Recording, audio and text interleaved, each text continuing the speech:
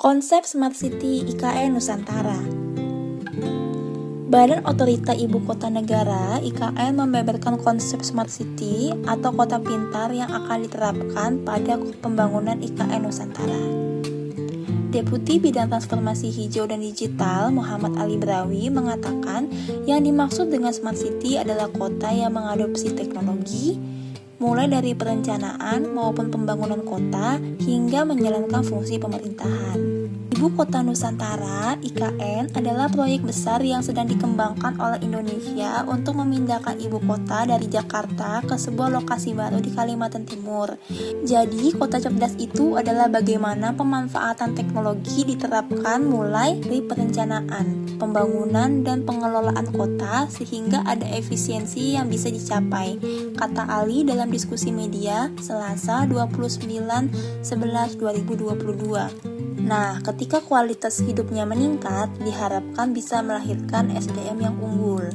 Ali menjelaskan setidaknya ada 6 sektor yang akan diterapkan menggunakan teknologi modern sehingga menciptakan apa yang dimaksud dari kota cerdas, yaitu sistem pemerintahan transportasi dan kehidupan bermasyarakat, sumber daya energi, sumber daya manusia, dan industri dan infrastruktur. Samarinda sebagai ibu kota Provinsi Kalimantan Timur memiliki posisi strategis yang sangat dekat dengan lokasi ibu kota Nusantara (IKN) yang sedang dibangun. Keberadaannya yang hanya sekitar 90 km dari IKN memberikan banyak keuntungan dalam mendukung perkembangan kota yang lebih modern, terutama dalam menciptakan pelopor bagi bangunan seperti building di kawasan Kalimantan Timur bahkan di Indonesia secara umum. Kantor PUPR Pera Provinsi Kalimantan Timur, khususnya yang berada di bawah bidang cipta karya, berperan penting dalam mendukung pengembangan ibu kota Nusantara dan juga memiliki potensi untuk menjadi pelopor dalam pengembangan bangunan smart building di Samarinda. Bidang cipta karya di PUPR Pera bertanggung jawab dalam merancang, melaksanakan, dan mengawasi pembangunan infrastruktur fisik yang mendukung pengembangan kawasan perkotaan dan penataan ruang.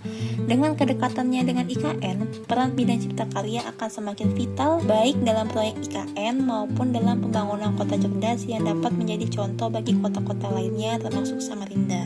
Berikut adalah hasil dari redesain kantor PUPR Pera Bidang Cipta Karya Provinsi Kalimantan Timur yang awalnya memiliki 2 lantai, sekarang hasil redesain menjadi 4 lantai dikarenakan penambahan banyak fungsi ruang sehingga kegiatan perkantoran dapat maksimal dalam gedung redesain ini, serta penambahan fitur smart building yang juga terpasang di dalam gedung redesain ini. Selain itu, bentuk dari gedung ini memberikan solusi dari permasalahan tapak yang sekarang, yaitu diantara lain, yang pertama, bangunan yang sekarang sangat sulit menangkap sirkulasi udara dari luar. Solusi yang diberikan adalah memberikan fasad berbentuk U di lantai 2-4 untuk menangkap sirkulasi angin dan juga diberikan banyak bukaan. Yang kedua, bangunan yang sekarang cukup berisik dikarenakan sumber suara berasal dari jalan raya secara langsung.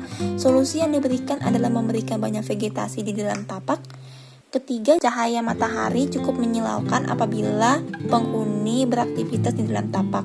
Solusi yang diberikan adalah dengan memberikan banyak vegetasi di dalam tapak serta pemberian sun shading di luar fasad.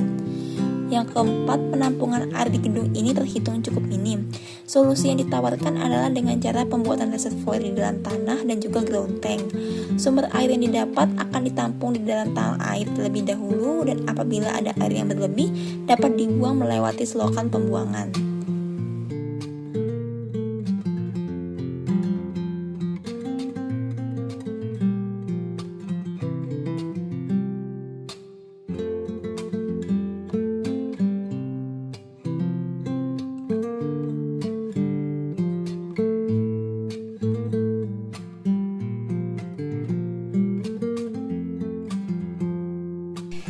Bisa dilihat ada beberapa sensor yang terpasang di maket ini sebagai prototipe.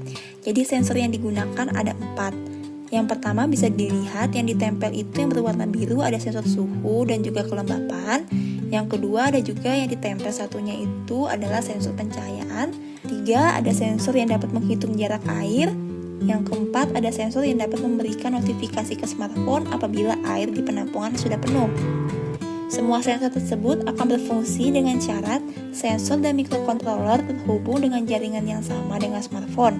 Hasil data akan didapat dengan aplikasi Blink IoT. Untuk penjelasan lebih lanjut, bisa baca poster ya.